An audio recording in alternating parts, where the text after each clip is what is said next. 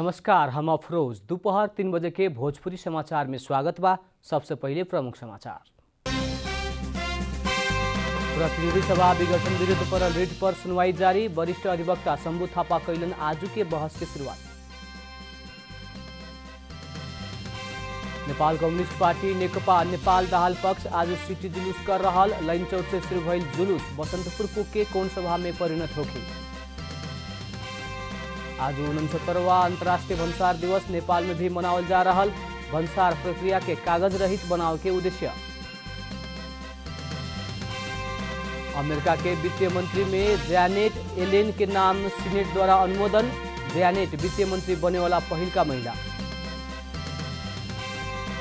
Premier league club Tottenham FA cup football के 5वां चरण में प्रवेश। वाइकम्ब वाइंडर्स 4-1 गोल अंतर से हारल।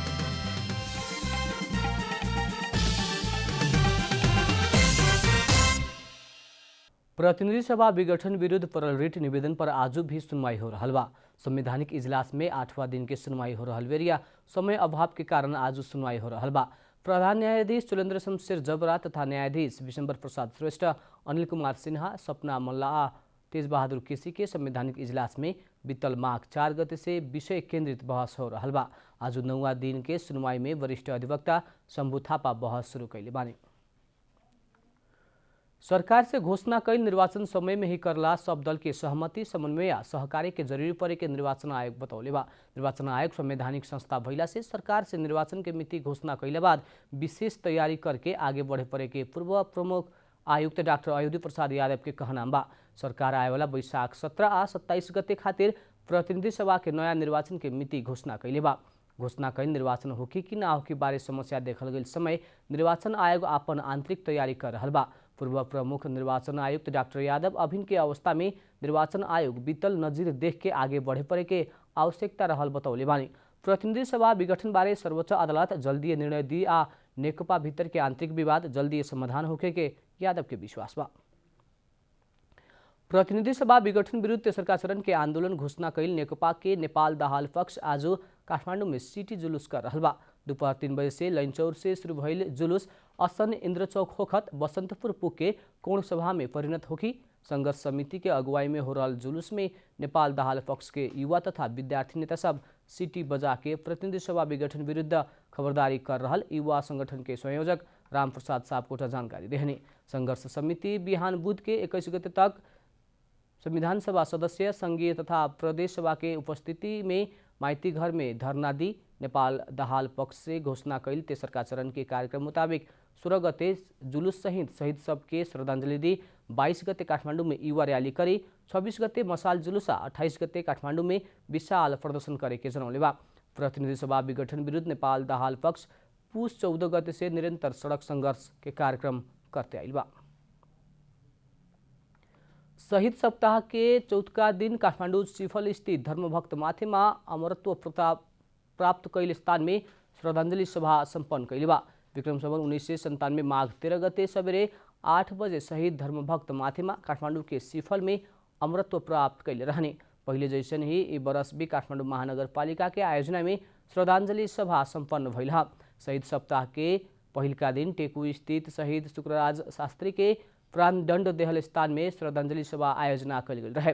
श्रद्धांजलि सभा में महानगर के प्रमुख विद्या सुंदर साक्य पारिवारिक रूप में प्रयोग होते आइल शासकीय शक्ति जनता के हाथ में पुगावेला बलिदानी देवेला शहीद के योगदान के कारण नेपाल में गणतंत्र सफल भइल बतौले बानी। सप्ताहव्यापी कार्यक्रम अंतर्गत माघ 15 गते सवेरे 8 बजे गंगालाल श्रेष्ठ आ दशरथ चंद अमरत्व प्राप्त कैल स्थान शोभा भगवती में श्रद्धांजलि सभा आयोजना होगी। सप्ताहव्यापी कार्यक्रम के अंतिम दिन अर्थात माघ 16 गते शांति वाटिका में जमा होके नेपाल प्रहरी आ सशस्त्र प्रहरी के बैंड मार्च पास आ शहीद सबके तस्वीर राखल बग्गी सहित प्रभात फेरी शहीद उद्यान लैनचौर में पुग के श्रद्धांजलि सभा में परिणत होके के बताओल गई बा। विक्रम संवत 2012 से काठमाडौँ महानगरपालिका के संयोजकत्व में शहीद सप्ताह अंतर्गत के कार्यक्रम मनावते आयल गई बा। राष्ट्रपति विद्यादेवी भण्डारी या प्रधानमंत्री केपी शर्मा ओली भारत के गणतंत्र दिवस के अवसर में शुभकामना व्यक्त कैले बानी लोग। राष्ट्रपति भण्डारी आपन भारतीय समकक्षी रामनाथ कोविंद, प्रधानमंत्री ओली आपन समकक्षी नरेंद्र मोदी के आज शुभकामना संदेश पठावत शुभकामना एवं बधाई ज्ञापन कैले बानी लोग। संदेश में संदेश में राष्ट्रपति भण्डारी भारत के राष्ट्रपति के व्यक्तिगत सुख सुस्वास्थ्य के कामना के साथ ही भारत के जनता के शांति या प्रगति के कामना कैले बानी। शताब्दियों पुराना बहुआयामिक नेपाल भारत संबंध आए वाला दिन में और मजबूत होखे के विश्वास संदेश में व्यक्त कैले बानी। वैसे ही प्रधानमंत्री ओली भारतीय प्रधानमंत्री मोदी के पठावल संदेश में भारत के जनता के निरंतर शांति प्रगति या समृद्धि के कामना कैल गई बा। मैत्री समानता सहयोग पारस्परिक समस्या में सम्मान में आधारित बहुआयामिक एवं सुमधुर संबंध के याद करत प्रधानमंत्री ओली विज्ञान प्रविधि चिकित्सा आर्थिक विकास में भारत से कैल चमत्कारपूर्ण योगदान के भी प्रशंसा कैली बानी। भोजपुरी समाचार में अब छोड़ विश्राम।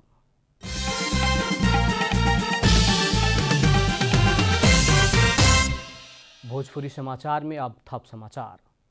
त्रिभुवन अंतर्राष्ट्रीय विमानस्थल अपन नया स्वरूप फेर रहल बा। नेपाली मौलिकता झलके वाला विमानस्थल बनावे के उद्देश्य के साथ नेपाल नागरिक उड्डयन प्राधिकरण विमानस्थल के बुटीक विमानस्थल के रूप में विकास कर रहल बा। नेपाल में पहिलका बेर सन 1946 साल में 4 सीट के विमान अवतरण कैले रहे। धुलौटे आ घासे मैदान में विमान अवतरण कैला पर भी विमानस्थल के विकास खातिर उड्डयन प्राधिकरण की स्थापना 1957 साल दिसंबर में ही औपचारिक रूप में भइल रहे। प्राधिकरण स्थापना के 60 साल से ज़्यादा के समयावधि में 17 गो देश में विभिन्न 40 स्थान से संबंध स्थापना कैल त्रिभुवन अंतर्राष्ट्रीय विमानस्थल बुटीक विमानस्थल के रूप में विकसित हो रहा बा। बुटीक विमानस्थल बनावे के काम 80% पूरा भइल नेपाल नागरिक उड्डयन प्राधिकरण जनौले बा। नेपाली कांग्रेस के केंद्रीय कार्य समिति के बैठक शुरू भइल बा। आज के बैठक में प्रतिनिधि सभा विघटन विरुद्ध सड़क आंदोलन आ विरोध कार्यक्रम के निरंतरता देवेला सभापति शेरबहादुर देउवा पर दबाव बढ़े के देखल गई बा। वरिष्ठ नेता रामचंद्र पौडेल समूह से प्रतिनिधि सभा विघटन विरुद्ध के सड़क संघर्ष के निरंतरता देवे पड़े के निष्कर्ष निकलले बा। कालू पार्टी महामंत्री शशांक कोइराला के निवास में बैठल समूह के बैठक आज बैठे वाला केंद्रीय समिति बैठक में सड़क संघर्ष के निरंतर के छलफल के एजेंडा बनाव के निर्णय कैलक। विघटन विरुद्ध सड़क संघर्ष करे के या अदालत के निर्णय के इंतजार करे के विषय में कांग्रेस भीतर दूगो धार देखल गई बा। सभापति शेरबहादुर देउवा मध्यावधि निर्वाचन के पक्ष में बानी त पौडेल पक्ष विघटन विरुद्ध के सड़क संघर्ष के प्राथमिकता देवे पड़े के अड़ान में बा। नेपाल उद्योग वाणिज्य महासंघ व्यवसाय लागत ना घटावे तक उद्योग व्यवसाय के प्रतिस्पर्धी बनाव के ले जाए ना सके के जनौले बा। व्यवसाय लागत घटाव के तरफ पूरा राज्य के ध्यान जाएला महासंघ जोड़ देहले बा। नेपाल के उद्योग धंधा के समस्या 7 दशक पहले जैसन रहल कहत महासंघ अध्यक्ष शेखर गोल्छा तुलनात्मक लाभ के क्षेत्र सब में उद्योग व्यवसाय के विकास करे पड़े के बतौले बानी। महासंघ कार्यकारिणी समिति के सदस्य भरतराज आचार्य के सभापतित्व में गठन भइल उद्योग समिति विस्तार करत महासंघ अध्यक्ष गोल्छा देश भीतर उद्योग व्यवसाय के विस्तार में लागेला समिति के आग्रह कैले बानी।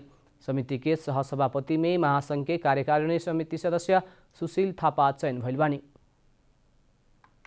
अब आर्थिक समाचार। आर्थिक समाचार के साथ में 2 PM Akbari noodles, the hottest noodles of Nepal.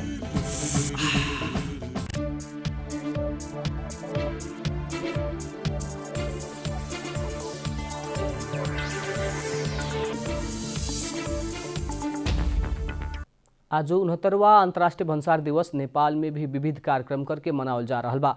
अंतर्राष्ट्रीय व्यापार के सरलीकृत करला भन्सार प्रक्रिया के संबंधित सब निकाय के आबद्ध करावेला आज से नेपाल में राष्ट्रीय एक द्वार प्रणाली शुरू होके लागल है। दिवस के अवसर में भन्सार विभाग से तैयार कैल उक्त प्रणाली आज सार्वजनिक होके लागल है। 1.5 वर्ष पहले से भन्सार विभाग से निर्माण कर रहल प्रणाली पहिलका बेर कार्यान्वयन में आवे लागल है। विभाग के मुताबिक ई प्रणाली में पहिलका चरण में खाद्य प्रविधि तथा गुण नियंत्रण विभाग, पशु सेवा विभाग, प्लांट क्वारंटाइन केंद्र आबद्ध होगी। भन्सार प्रक्रिया के कागज रहित बनावत सरल बनाव के उद्देश्य राखल ई प्रणाली में सरकारी आ निजी क्षेत्र के 40 गो निकाय आबद्ध होगी। प्रणाली अंतर्गत निर्माण होखे के वेब पोर्टल मार्फत व्यापारी सब संबंधित कागजात ऑनलाइन में ही पेश कर सकी। अंतर्राष्ट्रीय व्यापार से संबंधित तथ्यांक तथा प्रतिवेदन प्रणाली के थप स्तरीय बनावे के आ विद्युतीय भुगतानी प्रणाली विकास में भी ये प्रणाली सहयोगी होगी। भोजपुरी समाचार में अब छोड़ विश्राम।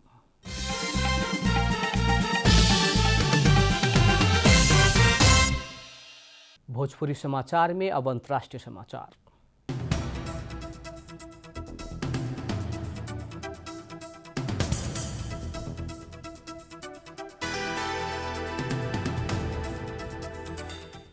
अमेरिका के वित्त मंत्री में जैनेट येलेन के नाम सीनेट अनुमोदन कैले बा।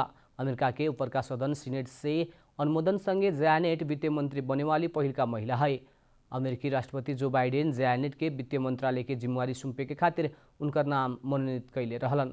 सन 2014 से 18 तक अमेरिकी केंद्रीय बैंक के प्रमुख रहल जैनेट के सीनेट के अर्थ समिति में रहल दोनों दल समर्थन कैले रहे।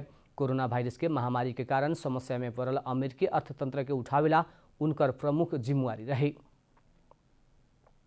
अब खेलकूद समाचार।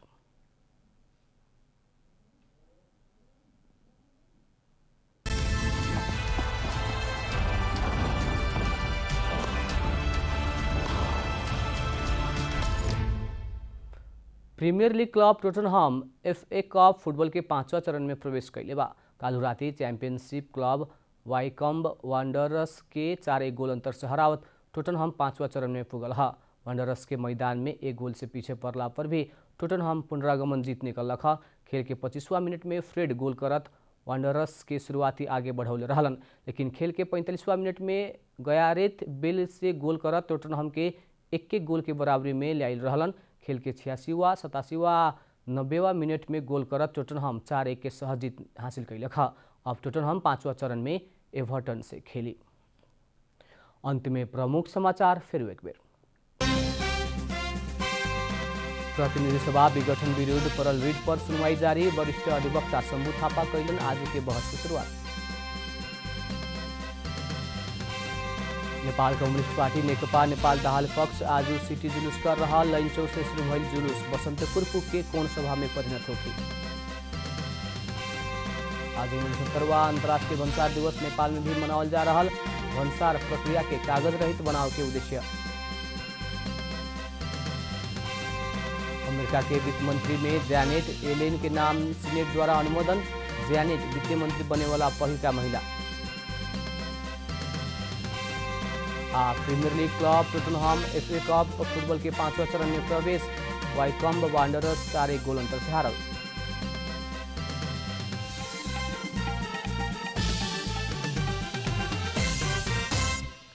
भोजपुरी समाचार अभी खातिर इतना ही। जनता द्वारा जनता खातिर प्रसारित जनता टेलीविजन के कार्यक्रम सब यूट्यूब, ट्विटर, फेसबुक आ हमने के वेबसाइट जनतासमाचार.com में भी पढ़ा देख सकत बानी। सूचना में अपने के सहभागिता, समय में समाचार हमने के प्रतिबद्धता। प्रणाम।